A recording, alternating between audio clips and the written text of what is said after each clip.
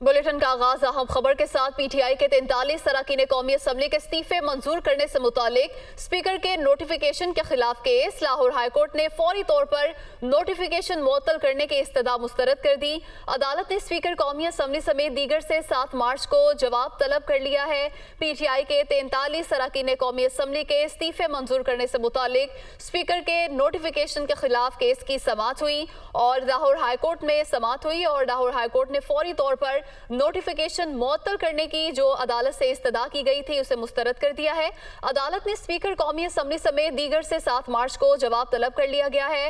Lahore high court ने फौरी तौर पर नोटिफिकेशन मुअत्तल करने की इस्तदा मुस्तरद कर दी है। पीटीआई के 43 अरकान कौमी असम्बली के इस्तीफे मंजूर करने से मुतालिक स्पीकर के नोटिफिकेशन के खिलाफ ये केस है और अदालत से इस्तदा की गई थी कि फौरी तौर पर नोटिफिकेशन को मुअत्तल किया जाए।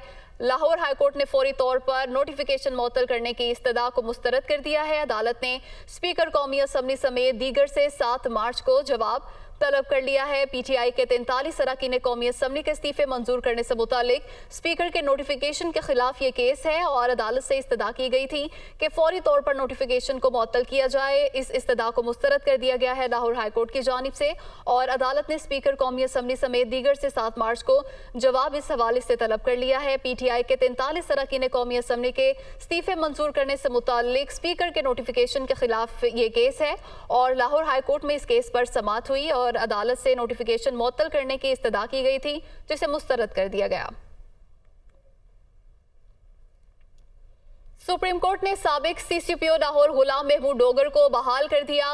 गुलाम महमूद डोगर के तबादले का हुक्म मुअत्तल। सुप्रीम कोर्ट में सीसीपीओ लाहौर के तबादले से मुतालिक दरख्वास्त पर समाअत हुई और सीसीपीओ लाहौर गुलाम महमूद डोगर को बहाल कर दिया गया है।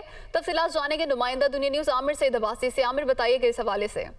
देखिए, आज सुप्रीम कोर्ट के 3 रुकनी बेंच जिसकी सरबराही जस्टिस इजाजुल एहसन कर रहे थे, समाअत की साबिक सीसीपीओ लाहौर गुलाम महमूद डोगर के तबादले से मुतल्लिक केस की और अदालत ने इलेक्शन कमीशन हुक्काम से इस्तफसार किया कि बताया जाए कि कैसे जो तबादला किया गया गुलाम महमूद डोगर का सीसीपीओ लाहौर से, कैसे मंजूरी ली गई इलेक्शन कमीशन से। तो बताया गया इलेक्शन कमीशन हुक्काम की तरफ से कि एक फोन कॉल मौसूल हुई थी इलेक्शन कमीशन को जो पंजाब हुकूमत के हुक्काम थे उनकी तरफ से, जिसमें ये बताया गया कि सीसीपीओ लाहौर को ट्रांसफर करना चाह रहे हैं और दीगर अफसरान को भी, और जिसकी बाकायदा तौर पर मंजूरी दे दी उसी वक्त chief election commissioner Sikandar Sultan Raja ने। और उसके बाद जुबानी जो अहकामात थे उनके ऊपर ही सीसीपीओ लाहौर को तबादला कर दिया गया था और 2 दिन के बाद बाकायदा तौर पर तहरीरी तौर पर मंजूरी ली गई, जिस पर अदालत ने इस्तफसार किया कि जो चीफ इलेक्शन कमिश्नर हैं वो इंफरादी तौर के ऊपर कोई ऐसा हुक्म या मंजूरी नहीं दे सकते, बल्कि उसके लिए कमीशन से मंजूरी लेनी जरूरी है। तो अदालत ने इस्तफसार किया कि क्या जो चीफ इलेक्शन कमिश्नर हैं उनके पास ये इख्तियार कमीशन की तरफ से मौजूद था, कोई पावर्स डेलीगेट की गई थी जिससे ये जाहिर होता कि वो खुद ही तमाम मंजूरियां दे देंगे अकेले ही। इस पर बताया गया कि इसका कोई रिकॉर्ड नहीं है कि उनके पास इख्तियारात थे या नहीं थे, जिस पर अदालत ने ये हुक्म जारी कर दिया है कि बज़ाहिर जो गुलाम महमूद डोगर की ट्रांसफर का हुक्म था ये इख्तियार से तजावुज था निगरान पंजाब हुकूमत का, लिहाजा उसे गैर कानूनी करार देकर उसे मुअत्तल किया जाता है। और अब पंजाब में तमाम तर जो तबादलों से मुतल्लिक केसेस हैं वो बेंच 5 रुकनी बेंच के पास ज़ेर समाअत है, वहां पर केस रेफर किया जा रहा है। लिहाजा अदालत ने यह करार दे दिया है कि निगरान पंजाब हुकूमत के पास ये इख्तियार नहीं था कि वो ये तबादले करती, बल्कि ये इख्तियार कमीशन के पास है और कमीशन में भी ये इख्तियार सिर्फ चीफ इलेक्शन कमिश्नर के पास नहीं है, बल्कि इसमें तमाम जो मेंबर्स होते हैं उनके पास ये इख्तियार होता है कि वो अपनी पावर्स की जो है वो मंजूरी देंगे और मंजूरी के बाद ये हुक्म जारी किया जा सकता है।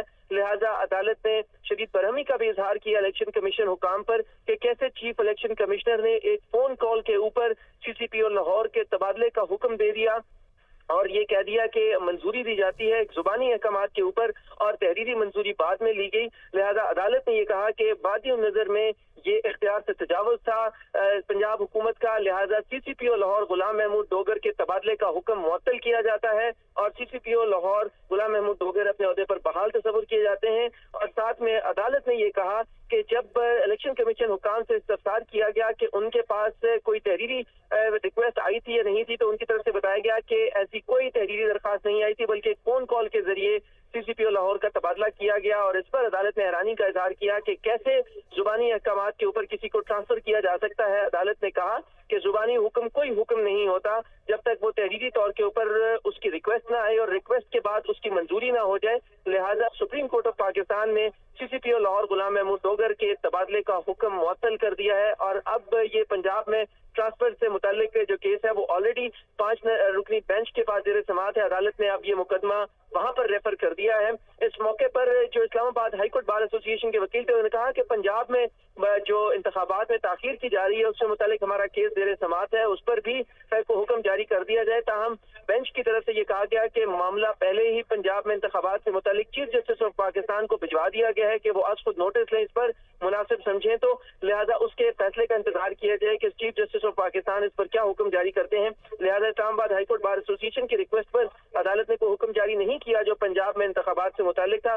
ताहम CCPO लाहौर गुलाम महमूद डोगर के तबादले के हुक्म को मुअत्तल कर दिया है और ये कहा है कि बज़ाहिर ये जो पंजाब हुकूमत ने ट्रांसफर की है वो इख्तियार से तजावुज है, लिहाजा इसको मुअत्तल किया जाता है। सुप्रीम कोर्ट के 3 रुकनी बेंच ने ये हुक्म सुना दिया है और सुप्रीम कोर्ट के 3 रुकनी बेंच ने हुक्म सुना दिया है। आमिर साथ ही मौजूद रहिएगा, ब्यूरो चीफ अदील वड़ाइश ने भी हमें ज्वाइन किया है। अदील, सुप्रीम कोर्ट ने साबिक CCPO लाहौर गुलाम महमूद डोगर को बहाल कर दिया है, क्या अब हर सवाल का जवाब अदालत से ही मिलेगा? देखें, इस मामले में एक चीज जो सामने आई, अगरचे जब निगरान हुकूमतें आ जाती हैं तो उसमें तकर्रुर तबादले होते हैं और ये पावर इलेक्शन कमीशन के पास होती है। हमने 2013 में देखा, 2018 में देखा, लेकिन यहाँ पर मामला ये है कि इलेक्शन कमीशन ऑफ पाकिस्तान अदालत को मुतमिन नहीं कर सका कि ऐसा कोई तहरीरी दरख्वास्त क्या निगरान हुकूमत की तरफ से आई थी जिसकी वो मंजूरी देते, तो ऐसी कोई डॉक्यूमेंट्री एविडेंस इलेक्शन कमीशन पेश नहीं कर सका।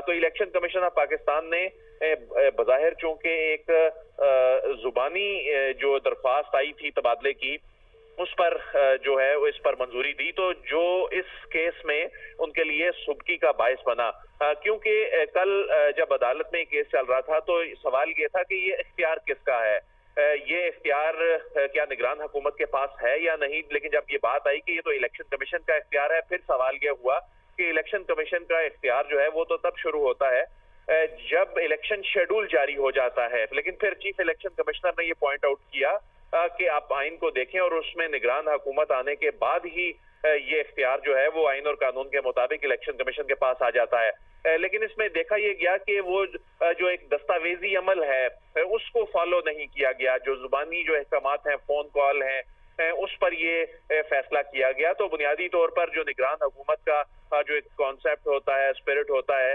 कि एक लेवल प्लेइंग फील्ड सबके लिए बनाई जाए और उसमें तकर्रुर तबादलों के लिए जो ये तमाम जो पावर्स हैं, जो बड़े प्रोजेक्ट्स हैं, इनसे मुतालिक जो अहकामात हैं, ये फिर इलेक्शन कमीशन की मंजूरी के बगैर ये नहीं हो सकती, क्योंकि वो ताकि निगरान हुकूमत किसी एक सियासी जमात को कोई फेवर ना करे, कोई लेवल प्लेइंग फील्ड को डिस्टर्ब ना करे। तो ऐसे में जो अदालत ने ये जो मामला रेफर कर दिया 5 रुकनी बेंच को, तो उसके बाद अब बज़ाहिर ये निगरान हुकूमत का जो इख्तियार वो कोई इस्तेमाल अगर करना चाह भी रही थी तो उसके इख्तियारात के लिए बड़ा धचका है, क्योंकि ये मामला सबजुडिस हो गया है। ये मामला सुप्रीम कोर्ट ऑफ पाकिस्तान के जो 5 रुकनी बेंच है उसके पास, लार्जर बेंच के पास चला गया है। तो अब तो निगरान हुकूमत को ऐसे कोई भी फैसले करने होंगे, कोई तकर्रुर तबादले करने होंगे, तो उसमें अदालत को मुतमिन भी करना होगा।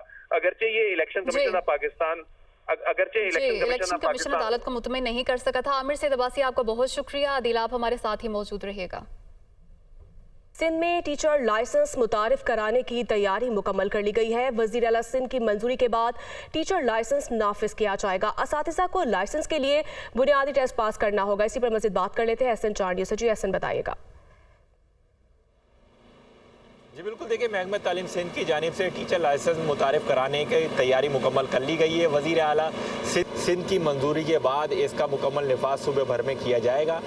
इस टेस्ट को जो है वो पास करने के बाद ही जो टीचर को है वो लाइसेंस मिल सकेगा और इस टेस्ट की बुनियाद पर जो टीचर लाइसेंस हासिल कर सकेंगे उन्हीं को मयारी टीचर माना जाएगा और इसकी जो मियाद होगी लाइसेंस की वो 5 साल तक वैलिड होगी। उसके अलावा बात करें कि वज़ीर तालीम सिंध सैयद सरदार शाह शाह का कहना है कि सिविल सर्विसेज की तरह ही उसी की तरफ पे जो महकमा तालीम सिंध के असातिज़ा का ट्रेनिंग प्रोग्राम भी किया जाएगा, उसी की बुनियाद पर ही ट्रेनिंग हासिल करने वाले असातिज़ा को अगले ग्रेड में जो है वो तरक्की दी जाएगी।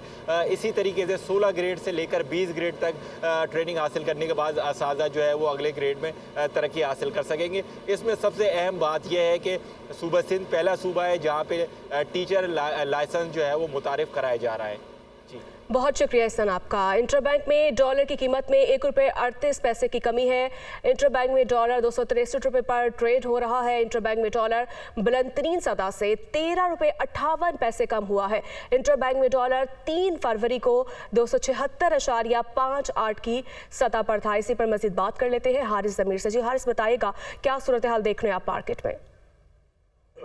मोहतरमा, मार्केट के अंदर जैसे IMF की खबरें गर्दिश कर रही हैं कि नेक्स्ट वीक जो है वो एग्रीमेंट साइन हो जाएगा।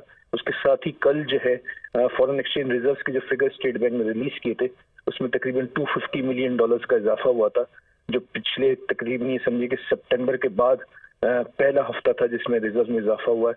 तो लगता ये है कि जैसे ही IMF का एग्रीमेंट साइन हो जाएगा नेक्स्ट वीक तो हम और मजीद जो है डॉलर की कदर में जो है वो कमी देखेंगे और रुपया थोड़ा स्ट्रांग होता हुआ नजर आएगा। ठीक है, बहुत शुक्रिया आपका।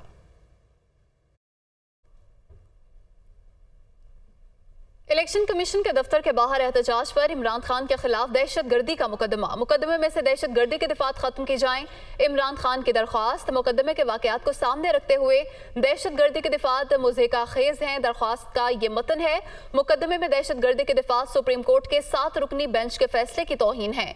ये इस दरख्वास्त का मतन है। इलेक्शन कमीशन के दफ्तर के बाहर एहतजाज पर इमरान खान के खिलाफ दहशतगर्दी का ये मुकदमा है और इमरान खान की जानिब से जो दरख्वास्त है का ये मतन है कि मुकदमे में से दहशतगर्दी के दिफात को खत्म किया जाए और मुकदमे के वाकयात को सामने रखते हुए दहशतगर्दी के दिफात मुज़हिका खेज हैं। मुकदमे में दहशतगर्दी के दिफात सुप्रीम कोर्ट के 7 रुकनी बेंच के फैसले की तौहीन है। तफसीलात जानते हैं नुमाइंदा उमर जट से। उमर, बताइएगा इस हवाले से।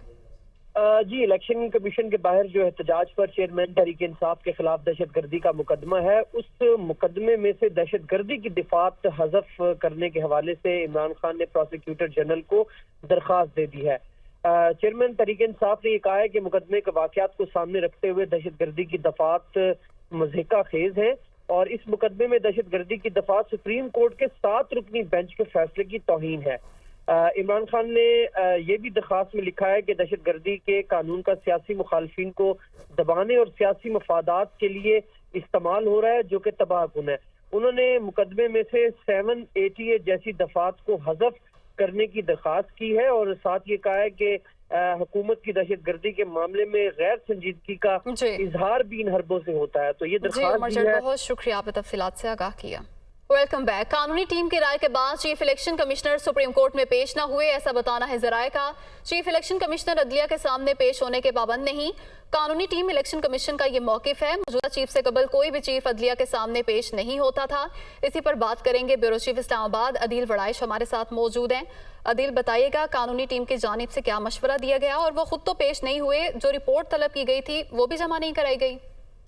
देखिए, गुज़िश्ता रोज जब चीफ इलेक्शन कमिश्नर अदालत में पेश हुए थे उसके बाद इलेक्शन कमीशन ने कानूनी टीम से ये राय तलब की थी कि क्या चीफ इलेक्शन कमिश्नर को अदलिया के सामने पेश होना भी चाहिए या नहीं, क्योंकि ये खुद एक जुडिशियल बॉडी है, एक आईनी बॉडी है और माजी में कोई चीफ इलेक्शन कमिश्नर सवाए सिकंदर सुल्तान राजा साहब के कोई पेश भी नहीं होता रहा और सिकंदर सुल्तान राजा साहब जो हैं वो तकरीबन 4 मरतबा अदालत के सामने पेश हो चुके हैं मुख्तलिफ इशूज में। तो इसमें कानूनी टीम की जानिब से ये बताया गया है कि चीफ इलेक्शन कमिश्नर को आला अदलिया के सामने पेश होने की कोई उनके लिए पाबंदी नहीं है, वो पाबंद नहीं है आइन के तहत और मौजूदा चीफ इलेक्शन कमिश्नर से कबल भी कोई चीफ अदलिया के सामने पेश नहीं होता था।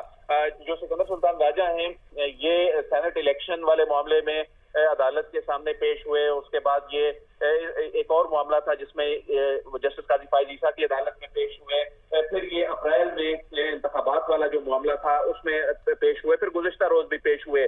और ये देखा गया है इनकी पेशियों के दौरान के जब मोअज़्ज़िज़ जज साहिबान के साथ इनका जो मुकालमा होता है फिर वो मीडिया पर भी चलता है, तो इस पे फिर कानूनी टीम से पूछा गया कि चीफ इलेक्शन कमिश्नर क्योंकि खुद इनकी एक आईनी पावर इनके पास होती है और ये एक जज की भी हैसियत कुछ मामलात में इनके पास होती है, तो ऐसा होता नहीं कि जो जुडिशरी से मुतल्लिका लोग होते हैं chief election commissioner supreme court में पेश नहीं हुए। अदील वड़ाइश, बहुत शुक्रिया आपका।